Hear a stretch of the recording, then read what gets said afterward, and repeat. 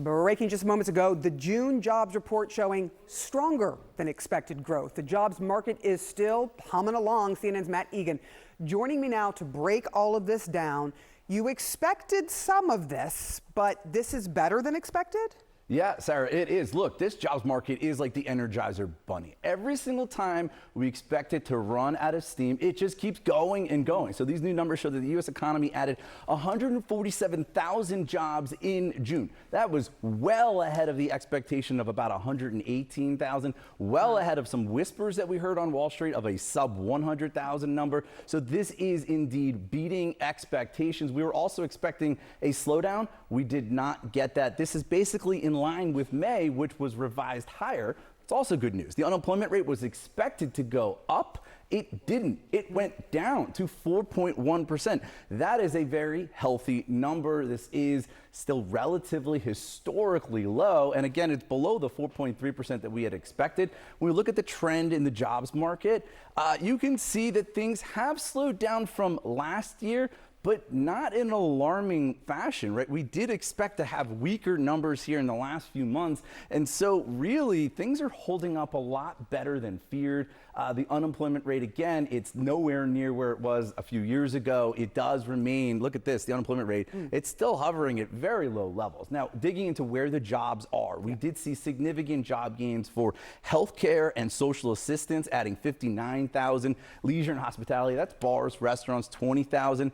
But there was job loss in two notable areas. Manufacturing, 7,000 jobs lost last month alone. That's the exact opposite of what the president wants with his high tariff strategy. The federal government losing 7,000, and that is, of course, a result of DOGE really taking an axe to the federal workforce. But still, big picture, when you put it all together, this is a lot better than expected, and it does suggest that this jobs market is holding up better than feared. Yeah, barring the manufacturing, President Trump has something to crow about. He has something to talk about because it is a lot better than we're talking, what, 30,000 more jobs than expected, right, plus and or minus. not the slowdown that was predicted. Yeah.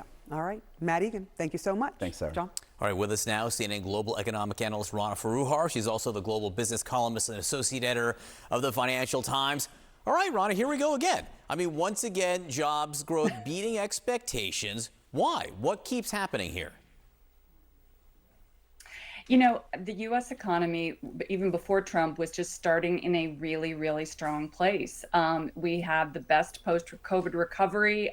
Spirits are high. The market is still high. And part of it is about the fact that, frankly, the rest of the world isn't doing so well. I mean, the U.S. really is still the brightest spot in the global economy. One thing that's interesting to me about all this is the fact that the jobs report is coming in so strong is actually going to take pressure off of Fed Chair Powell, who, President Trump has been asking him to cut rates. Really hard to argue that you should be cutting rates when the economy is still so very strong. So I think that that's going to be an interesting dynamic politically going forward. It's also going to mean that interest rates are not coming down anytime soon. That has an effect, of course, on people that are buying homes, have auto loans, et cetera. It's one of those good news may mean bad news things, which is somewhat old-fashioned. We used to talk about that 5-10 years ago in terms of, at least if you were hoping for interest rates there. Again, since March and before, there were predictions that the tariffs, and granted, a lot of them have been pulled back, most of them have been pulled back, but all that tariff policy was going to lead perhaps to inflation, would lead to job losses, predictions of doom. That doom just hasn't happened yet.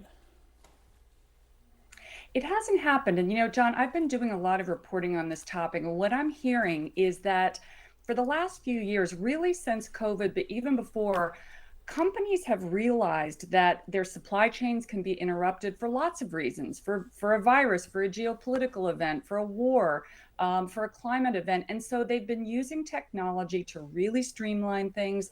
They've been getting their systems in place, and there's just a lot more efficiency in the system now. In some ways, I think this is a triumph of business and how business has been optimizing. Now, that said, when we think about who's going to do well in this period, it's going to be big businesses. I am hearing that there's more pressure on small and mid-sized businesses that will be far less able to cope with whatever tariff inflationary impact we do see.